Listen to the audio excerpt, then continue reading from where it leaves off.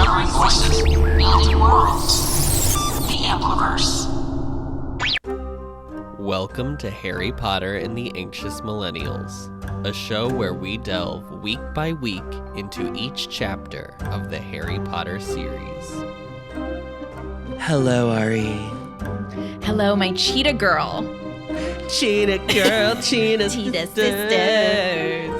I was going to say we did. Oh, yeah, there he is. A little feature of RJ. RJ's little performance he's doing of putting groceries away.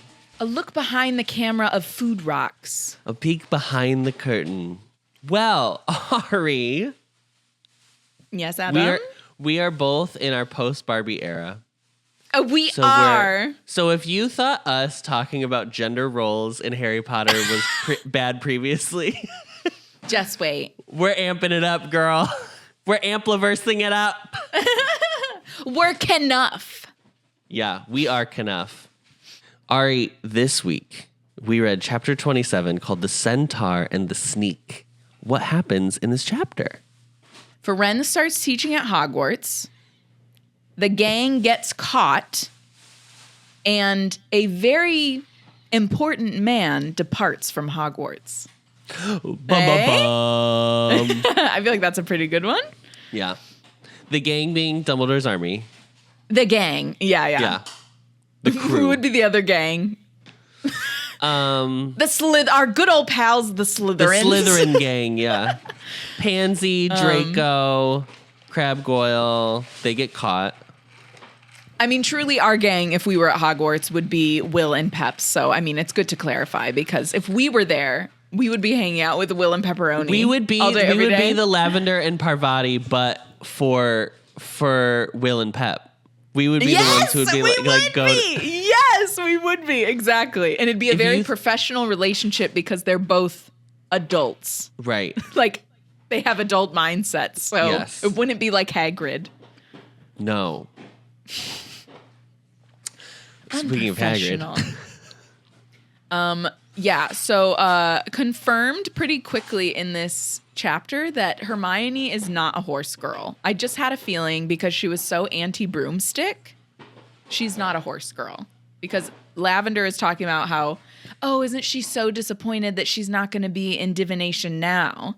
Because Firenze, I'm going to say Firenze. In the audiobook, they say Firenze, but it's Firenze.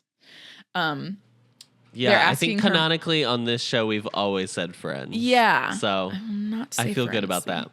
But yeah, so Lavender's like, I bet you're so disappointed you're not going to be in that class because Firenze is so fine. And Hermione's like, I never really liked horses. To which Lavender is literally like, So Lavender confirmed horse girl once again. I don't like this moment with Hermione. No, I don't think she would say this. The only thing I buy is that, like, Hermione, I do think is stubborn, and I do think is a person who is probably a little jealous that she's now not going to this class because she would find it very interesting what he would have to teach, but she doesn't want to admit that to, like, anyone that she may have made a rash decision in quitting divination. I just don't think Hermione is interested in anything that isn't just like very practical, very, which actually makes sense because isn't Hermione a Virgo? And that's very Virgo. Virgos are very practically minded. So I feel like, is that right? September 19th. Oh, September 19th. But she is then, isn't she? Yeah, maybe she'd not. be Virgo. Yeah, Virgo. Yeah. You have to double check sometimes because for like your month, it's like the 18th rather than sometimes it's the 21st, sometimes it's the 18th. It's not always the same day of the month. So I always will be like, when does it switch from one sign to another? But yeah, I don't think that Hermione would say something like that about a centaur. I don't really think that she would say that. So yeah, Lavender, something about her line about him having like 4 feet or 4 legs. I was like, this is weirdly like speciesist. Yeah. I don't think that she would enjoy the lesson when we actually get into it. Cause once again, it's just all like He's kind of all over the place. But she would. I think what she would appreciate about the lesson is that he's like, we don't really actually know. I think she would like that he's like upfront about being like anything can change. Yeah, right. Like he's very philosophical. Yes. So yeah, they went to go see Sybil. She's not doing very well, unfortunately. She's just really sad, and she thinks that she's going to get kicked off of the grounds like any day now. So they're off to divination. The class has been moved to the ground floor, classroom 11. And when they walk in, it's been enchanted to look like a forest clearing. And I am so here for this. This was amazing. It's so cool. And Dumbledore just like set it up. And then do you know what I wrote down, Adam? I wrote down that I bet this is what Will's bedroom looks like. This is what they have enchanted their personal space to look like. I just have a feeling. They're like little hideaway Will and Pep's. So Will and Pep own like a ranch. Like they're like they have big like we got a couple dozen that acres. energy. Mm-hmm. Yeah. So Ferenz is already there, and he addresses Harry by name, which everyone is very impressed by. And I just want to say that once again, Harry just shows that he just really does not have any awareness. Because Harry, of course, it's impressive that a centaur is talking to you. Like, what do you mean? Like, oh, everyone seemed to be really impressed. I was like, yeah, girl. No one has ever met a centaur before. Why are you surprised by this? Yeah. That was so weird to me. Did that not bump you? I was like, it didn't bump me, but shut up. I expect nothing less from Mr. Potter at this point. You're not surprised by him anymore. I do think it's funny that he doesn't find centaurs impressive. Yeah, he's a muggle-born. He should find it even more impressive. I don't even care if you've ridden one and you met a bunch in your first year. You would still be like, he was, I don't know.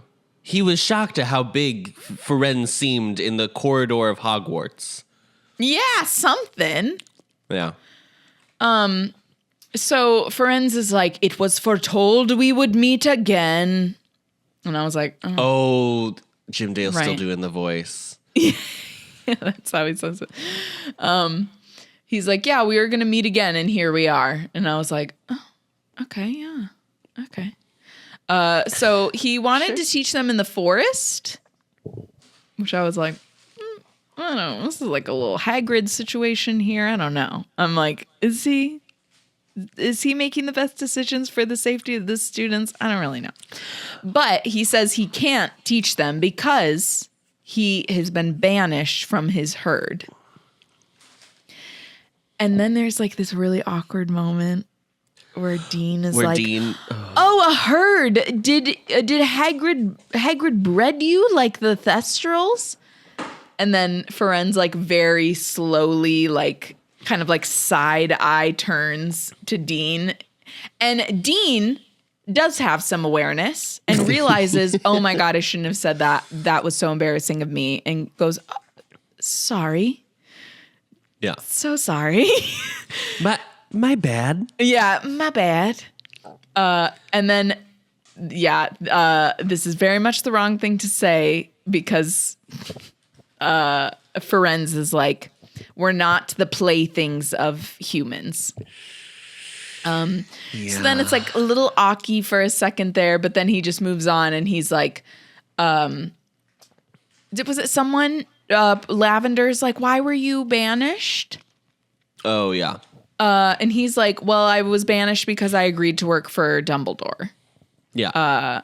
And then that's all they really talk about. Harry's like recalling, that he remembers that the centaur Bane wasn't very nice to Ferenz when he was in the forest during first year. So Harry's just like, oh, okay. So that because still got beef. Famously, Harry rode on his back, and they called him a pack mule. Yeah. They were very upset with Ferenz for that. So after Ferenz explains, is there any group that the centaurs remind you of in any other like high fantasy world. They kind of remind me of the elves in Lord of the Rings, specifically like the Hobbit. Oh, okay. How they're like above it all. So they're like, right. Removed. We remove ourselves from. Kind of have that gift of sight thing going on. Yeah. Yeah. So the forest dims. This is so cool. I want to have basic this girls room. find both centaurs and elves really attractive. You know, just things they have in common. The forest dims and then stars appear on the ceiling. I know, it's incredible. So cool. This is I so need cool. this. I know. And then they all just lay down and get ready to observe the heavens. So basically, centaurs have the gift of reading the stars in a way that humans cannot. So Lavender's like, he starts talking about stuff to do with the planets and all that kind of stuff. And Lavender's like, oh yeah, astrology. Professor Trelawney was telling us about that. And it was so funny. Like, I wish I would have made a note of exactly what she said, but it was like, it was very pop astrology lingo. Like it was like, oh yeah, Mars causes accidents to happen. And then like when Saturn squares Mars, you need to be really careful or like you'll like drop something. Like it was something so silly like that. And I love, he was like, that is human nonsense. That is fucking dumb. That is some bullshit. And I just loved that was his response, even though like Lavender's like a 15-year-old girl, fine. But I just loved that he like did not even, it was like a beat and he was like, no. Yeah. But I also I really like the way he talks to the class because he's not being rude. No, he's not like condescending or anything. No. But I also like, he's talking to them the way they would talk to like house elves. Exactly. Yeah. Where they'd be like, oh, you don't know anything because you're just a dumb house elf. Yeah. I think it's nice that they're kind of like getting a taste of what it feels like to be talked down to, or just like for someone who is like, I'm superior than you, to like, not in a way that's like, I'm better than you, but just like very confident in that fact. Yeah. You know what I mean? And he's just like, yeah. So I'm here to share with you the wisdom of the centaurs and like how we have come to discover these things. Right. And then he explains that Mars is the bringer of battle. And basically what he is reading in the sky is that this is a temporary period of calm between two wars, which is essentially, for us, the readers, it's another prophecy of like what is going to come in this series. So my favorite bit of this is that he asks them to burn herbs, but then also mentions that humans aren't very good at this. But he still has them do it. He's like, yeah, it's not really going to work. And then it basically the class ends with Ron saying he's not really definite about anything. Like he's just kind of, saying that anything could change and you never know anything for sure, which like to Adam's point is very philosophical, as you said earlier, like that he's just like, yeah, anything could change. We can do as much as we can to read the stars. But he even says that like for centaurs, they've been trying to for years and years and it still isn't like a sure thing. Yeah. I feel like this is his big diversion with the rest of the centaurs, because the rest of the centaurs are like, we shouldn't do anything to disrupt what we do interpret from the heavens. Right. Where he's like, no, free will exists. Yeah, which I mean, that makes me think of Chani Nicholas talks about that, my favorite astrologer, that like she'll say like, just because you're seeing things like in the sky and stuff like that, that doesn't mean that like, oh, it's all decided and like you shouldn't be, going out and doing things you want, whatever. It's actually a very deep conversation. Yeah. Yeah. But yeah, I think that's like, yeah, it's a good point to make that it's like, we're always the masters of our fate, basically at the end of the day. I love the bit that when the bell rings, they all jump because they've fully forgotten that they are not actually in the forest. Like they're all convinced that they were actually outside. So I was like, yep, that makes sense. So they all leave to go to their next class, and Firenze is like, "Can I have a word, Harry, before you go?" And Ron like kind of has this awkward like, do you want me to? Oh, and he's like, "Oh, you can stay. That's fine. Just close the door." So then Harry and Ron stay in there with Firenze, and he says, "You're friends with Hagrid, right?" To which Harry's like, "Yeah." Once again, you should not be friends. This is your professor. Yeah, we're besties. And he's like, "Tell your friend Hagrid that his girl this ain't gonna work. This is not gonna tell Molly that she's in danger, girl." You in danger, girl. He's like, "Tell him his attempt is not working and he would do well to abandon it." And Harry's like, "What? Huh?" He's like, "Do you not know? You don't know what's going on." Because Harry's like, what is he trying to do? And Firenze is like, "I'm not going to tell you because Hagrid helped me out. Yeah. So don't think I'm going to tell Hagrid secrets to you. But you just need to pass along my message and let him know. Because he needs to be brought to his senses, basically. Boy needs to wake up." Yeah. Also like he's not just going to not tell Harry. He's like, he has helped me, so I'm not going to tell anyone. Like, I'm not going to get him into trouble. Yeah. But this is a bad idea. This is a capital B, capital I, bad idea. So April rolls around. Harry's not having the best time. Umbridge is like really obnoxious. She's been at all of the meetings for care of magical creatures. Mm-hmm. It's taken Harry basically a month, it sounds like, to tell Hagrid. Or maybe not a month, I guess it's because they said April rolls around, so maybe it was the end of March. But it takes him like a week to tell Hagrid what Firenze's message was. He's like, "Yeah, Firenze said it would be best to just like let that go, Hagrid, whatever you're talking about, whatever Firenze is talking about." Yeah. And Hagrid kind of just like stares at him at first, and then he kind of like shakes it off, and he's like, he means well, but like he doesn't know what he's talking about. And Harry's like, "You know that Trelawney got sacked. Like, please don't get yourself fired." To which Hagrid responds, "There's things more important than losing a job."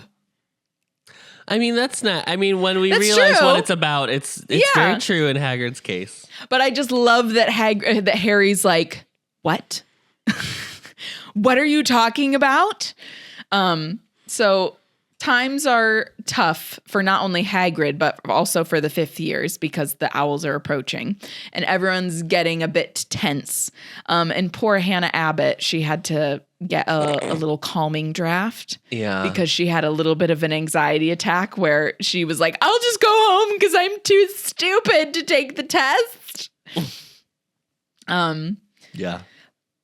But outside of prepping for owls, the DA is continuing as planned. And in this chapter, they're working on their Patronuses, which is very nice.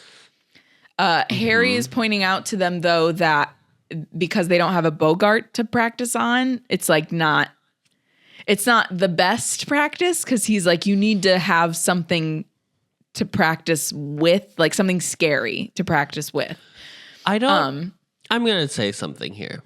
Yeah. It would not make sense to bring a Bogart in because a Bogart changes depending on the person that's seeing it. So yeah, but remember in the class, they were all there. It was like a group. They all just like got in a line. No, I know, but it wouldn't be a Dementor. No, I know. Oh, yeah, that's true. I see what you're saying. But for... unless he just continues, he like directs it to him and then right, you're saying it wouldn't be a... practice their Patronuses. Right. Also, it's not so much that it's a Bogart. He wants like a Dementor, an imitation of a Dementor, basically. Right. Yeah. Yeah. Yeah.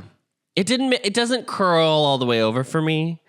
Because A, the Bogart would change shape depending on who was cast or who it was focused on. Yeah. And then B, I also like, I'm glad Harry, it worked for Harry, like using a Bogart to practice on because he's so affected by Dementors. Right. But I think most people aren't that's the thing is like most people aren't as affected by Dementors as he is. Like they are to some extent, but like he feels it extra bad because of the trauma that he refuses to grapple with.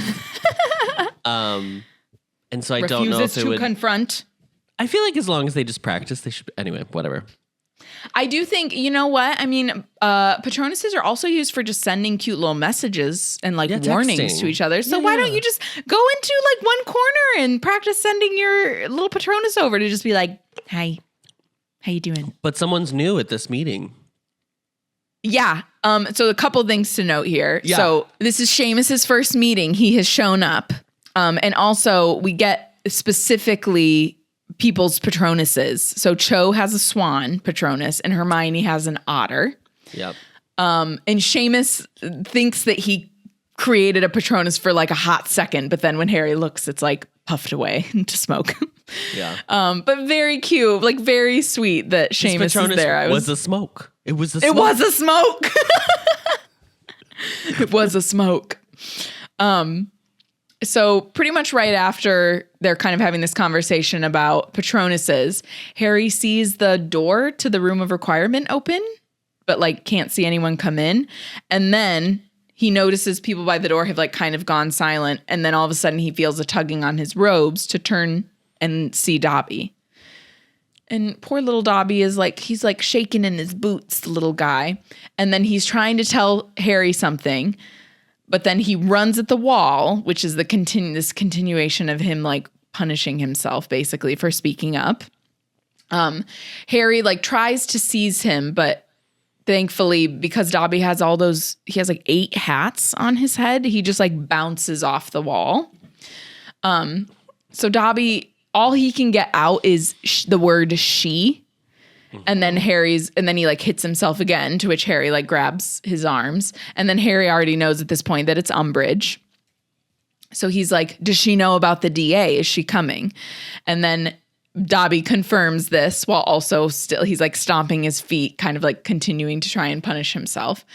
And then Harry just looks at everyone who's just staring at him and he's like, run! Like, why are you standing there? Get out of here.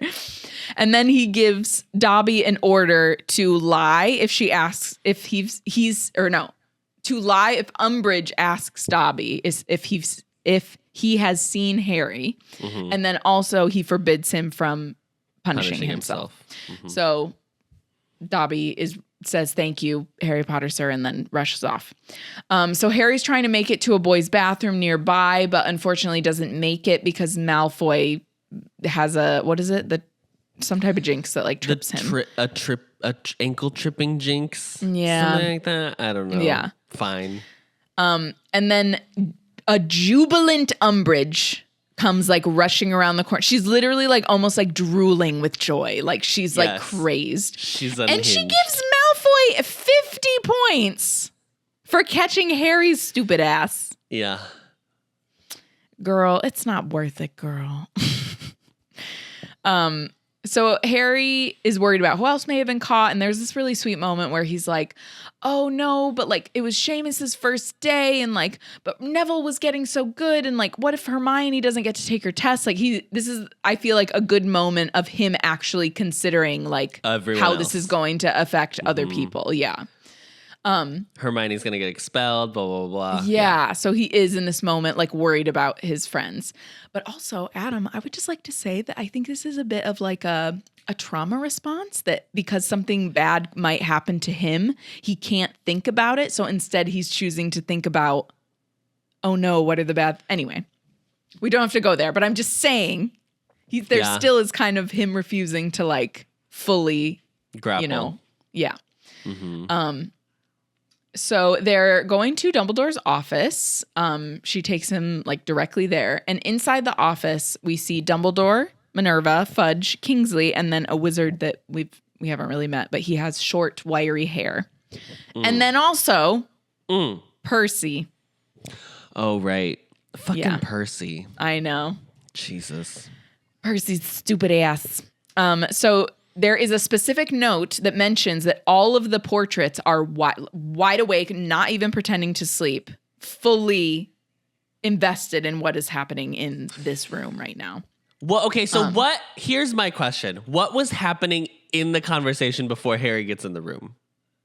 I bet they were just sitting there silent.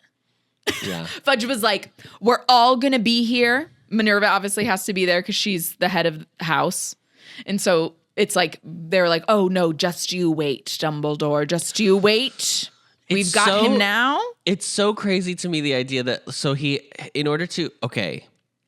I'm going to say Fudge flew in. The Flu Network, yeah, definitely. Because we now learn about what's happening with someone in the Department of Transportation. We do. Headed by Mayor Pete Buttigieg. Yeah. Good old Pete. And so it's just crazy to me, the idea that like he came in. It's the idea of like the president is visiting your high school. The president or the prime minister is in your high school right now. It's so funny to me. And no one knows that he's even there, really. Yeah. Yeah, I mean, if he did, I believe that in the sense of like the Flu Network situation. Like he could just have, he popped into Umbridge's fireplace probably and then went to Dumbledore's office.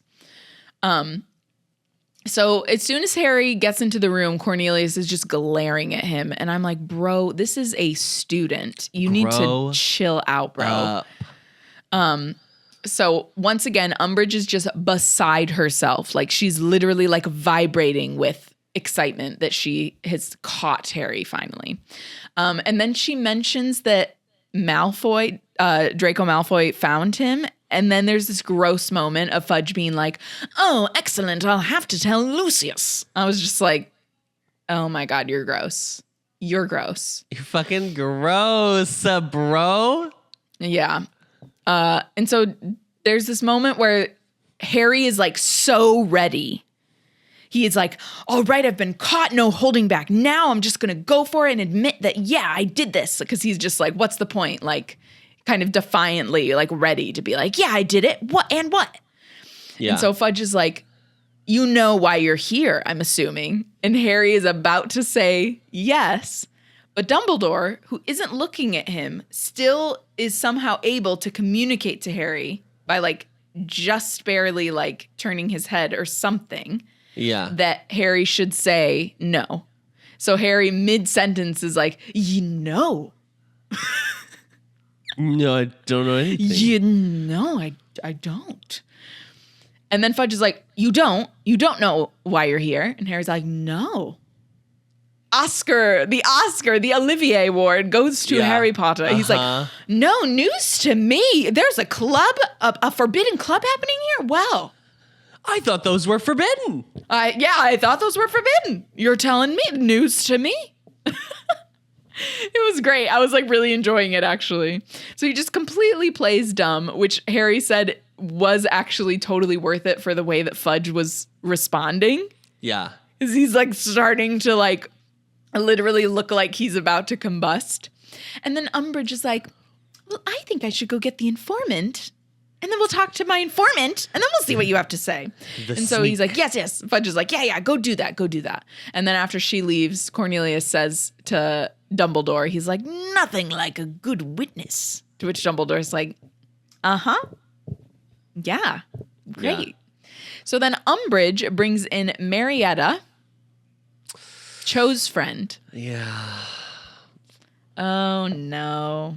Oh no. Oh, girl. Her mother, who works in is it just specifically the Flu Network or the network of She works in the Department of Transportation, yeah. Okay. She's been helping them. Yeah, she's policing. Been the one who's... She's been helping them police the Hogwarts fires. Yeah.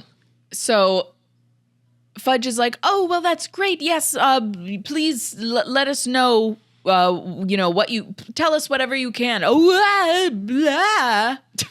Because she pulls down her hands. I'm guessing she was like this maybe or something, like covering. And when she pulls down her hands, there are, I want to get this right. There are close set purple pustules across her cheeks and nose that read sneak. And then, of course, because Fudge is has reacted this way to her. She doesn't want to speak.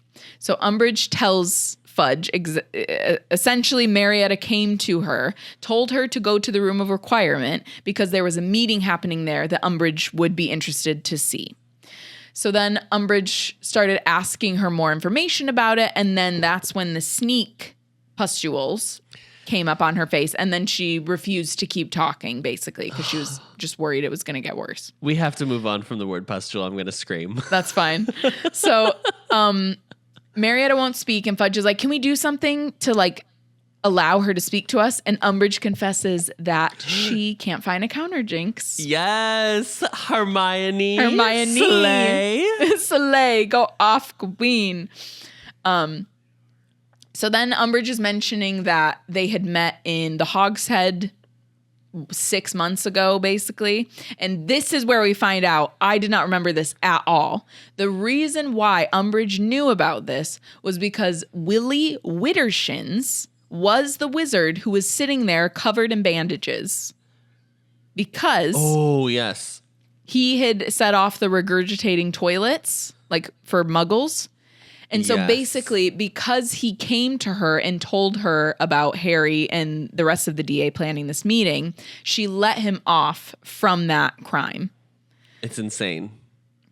So one of the portraits, whose name is Fortescue, is like, absolutely despicable, letting off petty criminals. Like, I love that was just like, that was it. That set Fortescue over the edge. He couldn't take it anymore. No. So Dumbledore's like, okay, Fortescue, hush, settle down. Do we think this is like Florian's like grandfather? Yeah, that's what I wondered. His uncle?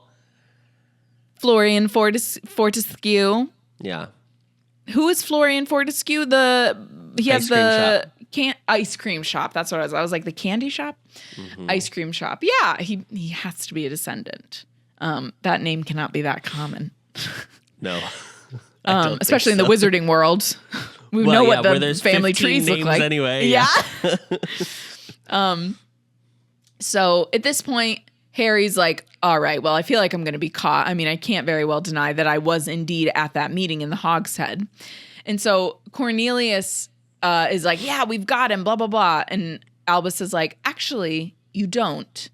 To which Fudge, like, he's so obnoxious. He starts listing off, like, all these ridiculous things. Like, oh, he has a twin brother. Oh, the Dementors appeared out of nowhere. Like, just all these, like, what he's trying to suggest are, like, cock and bull stories. But I'm like, dude, the Dementors were there. So I don't know what you want to... Let it go.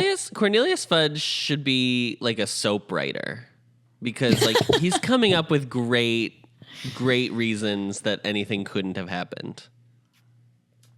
Yeah. I mean, I think there's no arts in the wizarding world, and this is why we need to there's no arts, yeah. So there's this like really infuriating moment with Percy. Where he's like, so funny, minister. Good one, minister. Whoa! Zinger! Shut the fuck up. That was literally how it felt. Like I was like cringing when I listened to it. I was like, shut up. Shut up. Girl, no one asked you. There's all these moments with Percy in this chapter are cringe. There's another one I'm going to mention. Harry should have given him the Rosalia like stank face, something like. Yeah.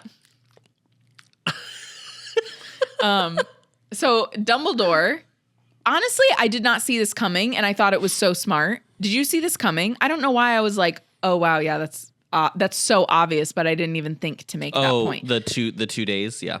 Yeah, Dumbledore's like, well, that was 2 days before the decree was passed, so he wasn't breaking any rules at that time. Right.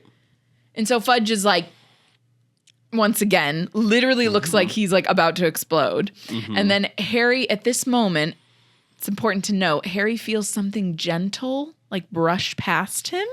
And then he thinks that he might have heard Kingsley whisper something.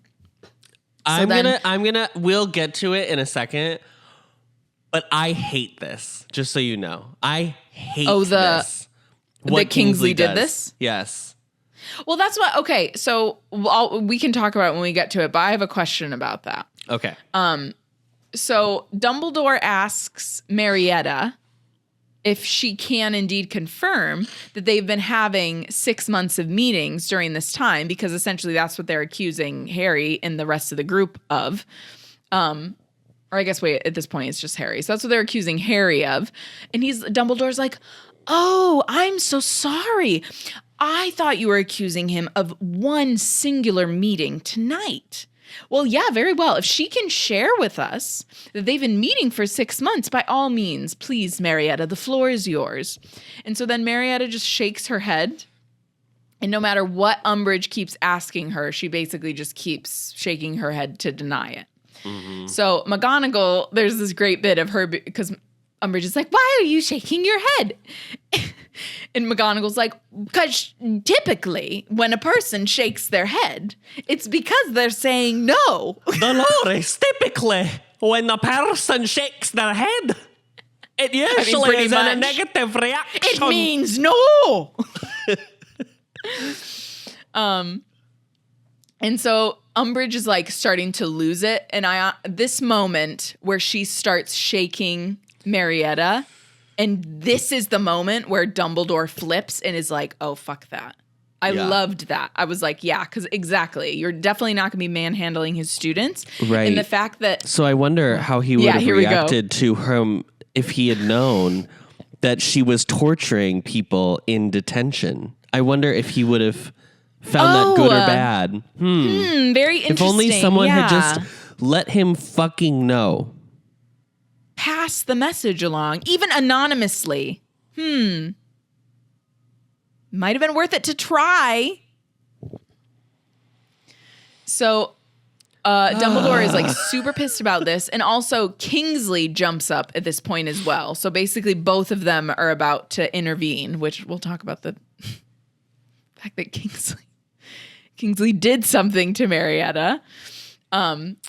But it seems like Dumbledore cast a spell that burned Umbridge's hands so that she let go of Marietta, which I was like, I would be whipping that spell out anytime I saw someone being an asshole to anyone. Hello? I'd be like, you better let go of that woman. Yeah. No. So I liked that, whatever that spell is. You better get your hands off Dobby. Yeah, exactly. Yeah. I was like, let go of Dobby? No. So Umbridge leaps back. Kingsley's like, you need to get a hold of yourself. You need to calm yourself because you don't want to get yourself into trouble. And she's like, yes, I lost myself. And I was like, no, I think you just revealed who you actually are, girl. That was the truth coming out. Reveal yourself. Yeah, she's I like her descent into madness. It's very fun. Yeah. Well, because she thought she had him. Yes.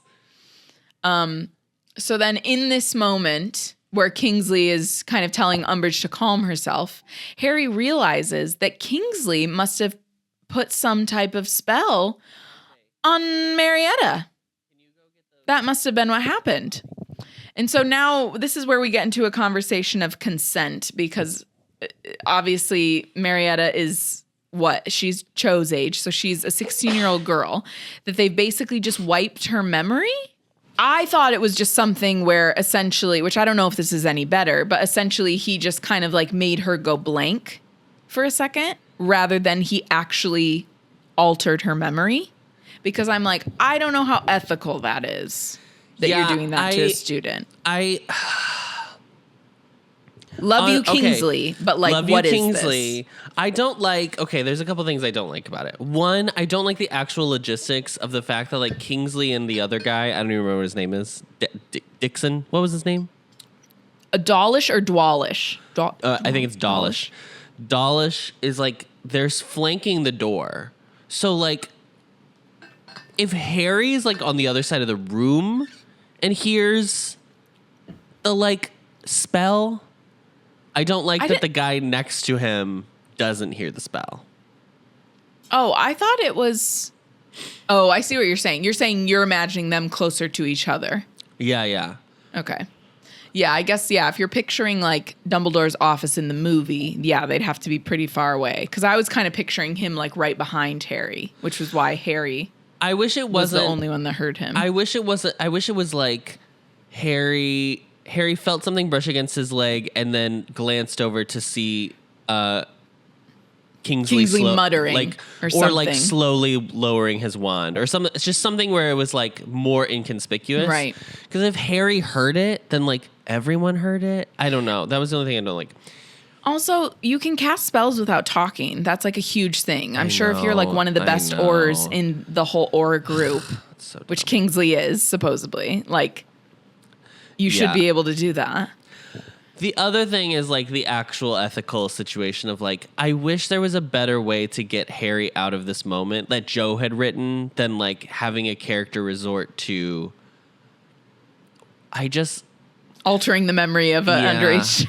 I mean, I know that like in the wizarding world, altering memories is like, I don't know, fair game and doesn't matter and whatever. Nobody finds it ethically dubious in any way. But like, I wanted it to be like a little cleaner than just kind of like, well, somebody just cast a spell and then it all worked out.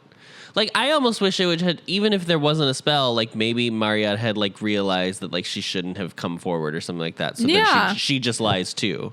I didn't even know if I needed anything more than she's afraid of the stuff on her note. I was like, she seems pretty stressed about that. So that would have been enough in my mind. At first, I thought he was like Imperioing her.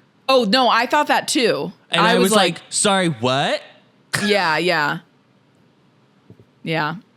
So I'm glad it wasn't that, but. Yeah, I'm hoping it was just like a temporary thing because they talk about that like you can essentially reverse it if it's like it's like a temporary thing, but I don't know. It's not great. It's not ideal. And it's just like, I feel like Kingsley is a good character, so it's hard that it's like it's Kingsley that did it too.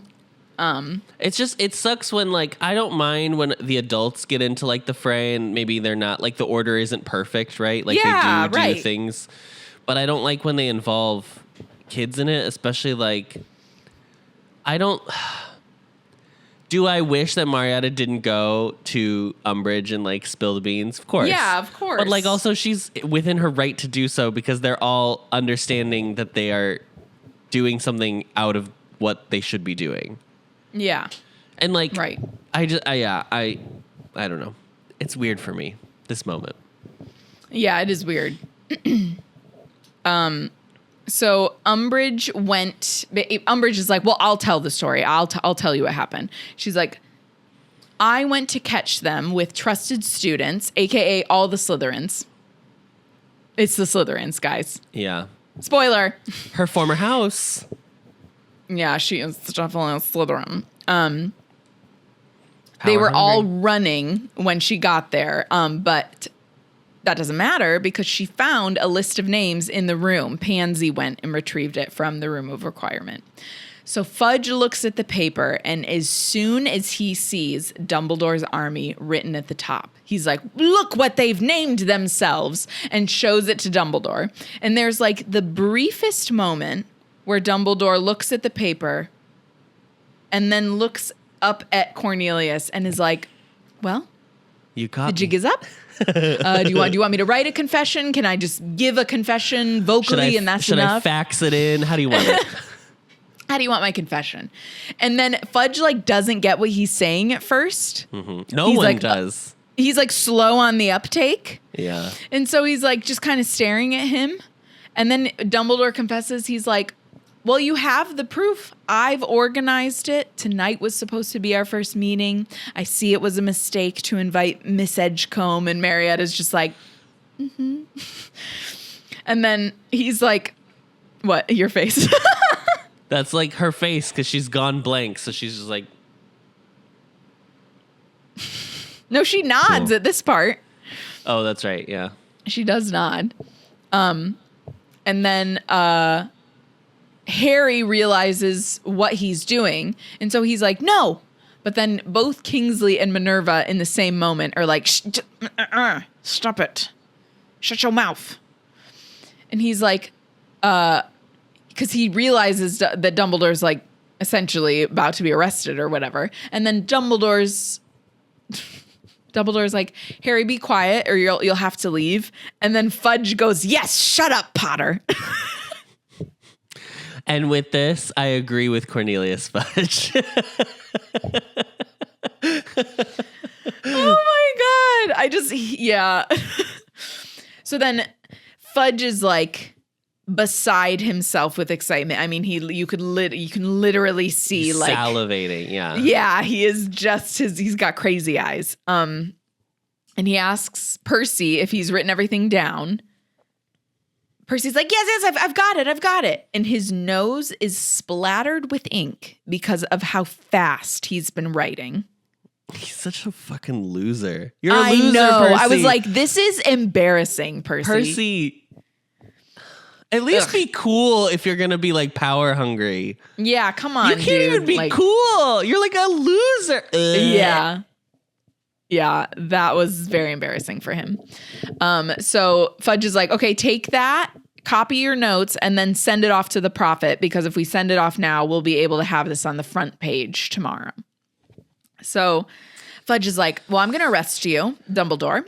You're going to be arrested, and you're going to go to Azkaban where you're going to await trial. It's all happening. It's all happening for me. And Dumbledore's like, oh, I'm sorry. I have no intention of coming quietly. I'm so sorry to confuse you. And then Umbridge looks like she's literally about to like flip her lid, like, because she doesn't understand what he's trying to say. Yeah. But yeah, nothing. And then Fudge nods at Dawlish and Kingsley, essentially to like take him, like to take on Dumbledore. I'm sorry. No one could pay me enough money to try and go up against the Albus Dumbledore. I'd be like, you can take care of that yourself, minister.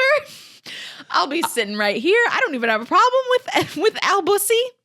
We're pals. We go to Cauldron Bottom's drag show together. We're good. I don't care. I forgot about Cauldron Bottoms. And then Dawlish, however, does not share this opinion. However, he nods and kind of reaches for his wand and then goes to approach Dumbledore, to which Dumbledore's like, oh, don't even think about it. I'm sure you're a very accomplished Auror, but this is me we're talking about. He doesn't say that, but basically he's like, don't even think about it. I do like that Dawlish is like, yeah, oh no, he's right. I don't. Yeah. He's like, yeah, exactly. He's like, actually, on second thought, I'm gonna listen to good old Albus over there. And Adam, I loved this moment because they were like, Fudge is like, you think you're gonna take all of us on single-handed? Which, first off, yeah, correct. Oh yeah, that's what he's saying. But he was like, oh, you're gonna take all of us on single-handed, and Minerva's like, he won't be single-handed, and she like gets ready. Yeah. And Dumbledore's like, you better put your fucking wand down, girl. But I just loved that, like, right away, she was like, he's not alone. I was like, oh, Minnie. I love her. And he was like, yes, he will, Minerva. He will be doing this single-handed. Yes. Hogwarts needs you, which I just was like, I know. It was beautiful. I loved this moment. And then suddenly there is a ripple of silver light. Minerva pulls Harry down to the ground with her, which Harry doesn't realize until, a couple moments later. Yeah. And then everyone kind of like hears like essentially people like fall to the ground basically. And someone yells no. Who do you think yelled no? Umbridge. Okay. Someone yelled Umbridge. We're guessing Umbridge yells no. I think she cares more about this than Fudge even does. I agree. Yeah. She has really got something out against Dumbledore. Yeah. Yeah. I also like Minerva pulls both Harry and Marietta down. I like that. Yeah. Her first care too. is like the students. Yeah. Yeah, definitely. She's the best. She's the best character. So then they realize, I guess it is Marietta too then? Harry and Minerva. I wrote Harry and Minerva are the only two that are awake. But I guess Marietta was too then? Marietta was too, but I think because she's still like out of it. Yeah, she's out of it. She didn't really register. Yeah. So Harry and Minerva come to, and everyone else has been knocked out basically with the exception of Marietta. And then Dumbledore basically tells them to act like no time has passed when the others get up. So to them, it'll feel like there was an explosion. They all fell and then immediately got up. They're not going to know that this time there's a couple minutes that have gone by. So Harry tries to talk to Dumbledore just to be like, he doesn't really know what he wants to say at first. It's like, I'm sorry I did that. Now he's in this situation. It's because Harry did this. Like, and Dumbledore just cuts him off and he's like, I need you to promise me that you will study occlumency. Like, it is the most important thing that you can do. Do whatever Professor Snape tells you. Listen to him. Blah, blah, blah, blah, blah. Dumbledore? No, it's not. It's not the most important thing Harry can do, actually. I think this is like well, no, we've definitely like criticized Dumbledore before, but this is a direct statement that Dumbledore has said that I'm going to go on record saying no. This was the wrong advice to give Dumbledore. The other thing that really bums me out about this, like harping on the importance of occlumency. Yeah. Is because it's basically because of all of this that Sirius dies, right? Because like he's not good enough at occlumency. Sorry, spoiler alert, Sirius dies.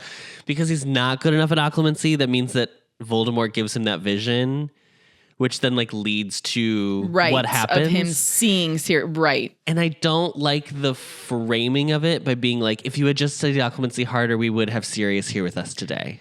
But see, I have an issue with that where I'm like, I feel like he was more susceptible because of the occlumency issue. Right.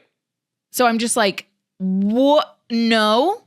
Yeah. You were literally essentially like overworking that part of his brain, if that's what we're doing, so that it was more susceptible. Yeah.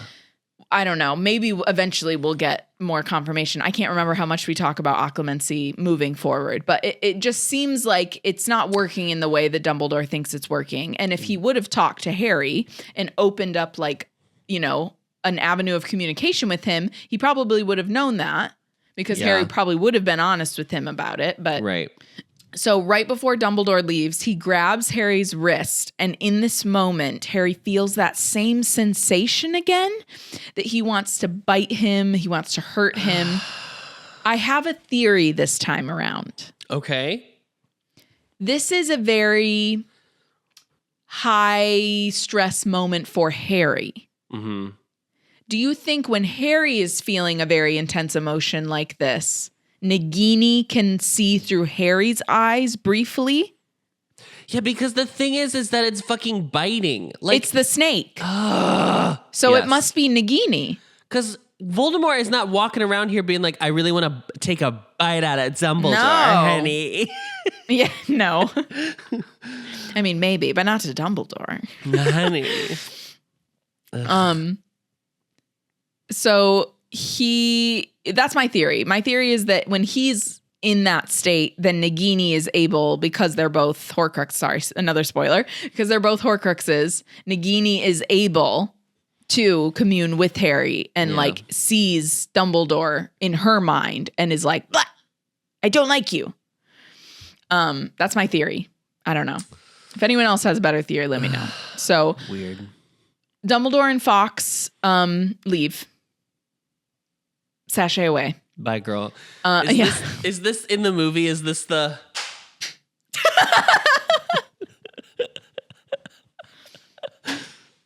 I wish it was higher up. I can't get it to be higher up.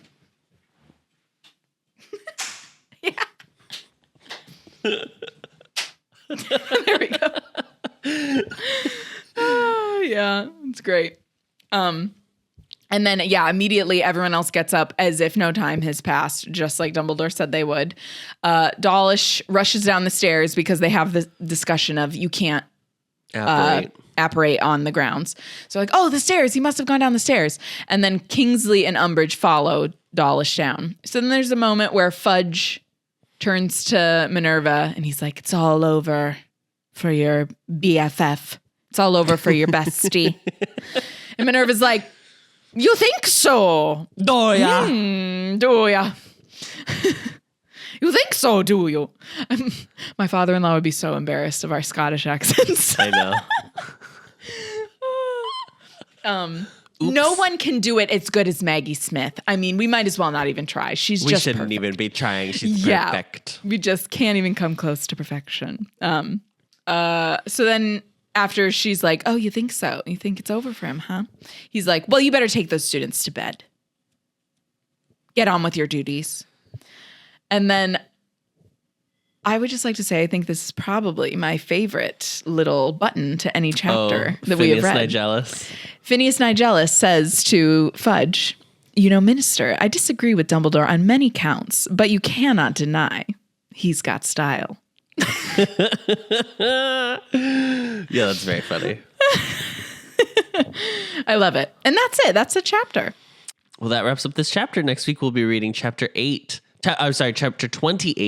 Snape's Worst Memory. So, buckle up, girl. Goody. Oh, here we go. Here we go. Fucking this bullshit again. I know.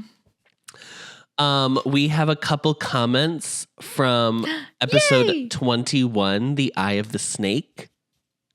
Oh, yeah. Speaking of the snake, Adam, we were just talking about the snake. We were just talking about the snake. Okay, so Jay Sierra says, first time listening on Spotify, love that it still has the video. Great episode. Agree about the Ginny Seeker reaction. She's grown up with 4+ brothers who were into Quidditch. So we're not really shocked that she's actually good at this. Yeah, what? Right. And Ryan Whitaker 8 says, great episode, guys. I always like the idea that Harry's inner ego caused the room of requirement to decorate Harry themed, not Dobby. LOL. Oh my God, that's hilarious. Which is not Dobby. Which is so funny. Yeah, I love that idea.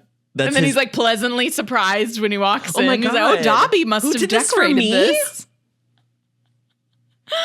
Oh, it's so funny. Wow. So that's nice. Really thanks so much. We love hearing what you guys think. So you can find the podcast on Apple Podcasts, Spotify, Stitcher, or wherever you find your podcasts, as well as video versions on the Ampliverse YouTube channel and on Spotify. As always, don't forget to rate, review, and subscribe so we can get a perfect Newt score. 5 stars only, or else your memory will be like muddled by someone who should be on the good side, but like it's ethically dubious. So you can also leave us comments on Spotify if this is where you watch and or listen. You can leave comments on the actual episode itself. This is what we just discovered recently. So if you are a person who is tired of hearing us talk about reviews on Apple Podcasts and you're like, but I don't use Apple products because I am anti-Apple. Okay, go off, Queen. Fine. And then leave us a comment on Spotify. Don't forget to follow us on Twitter and Instagram at HBAnxious or YouTube and TikTok at The Ampliverse. We are hosted on Spotify for podcasters, so thank you to them and are a proud member of The Ampliverse. Check them out at theampliverse.com. Thank you, Ariana. Thank you, Adam Reed. And as always, Knox.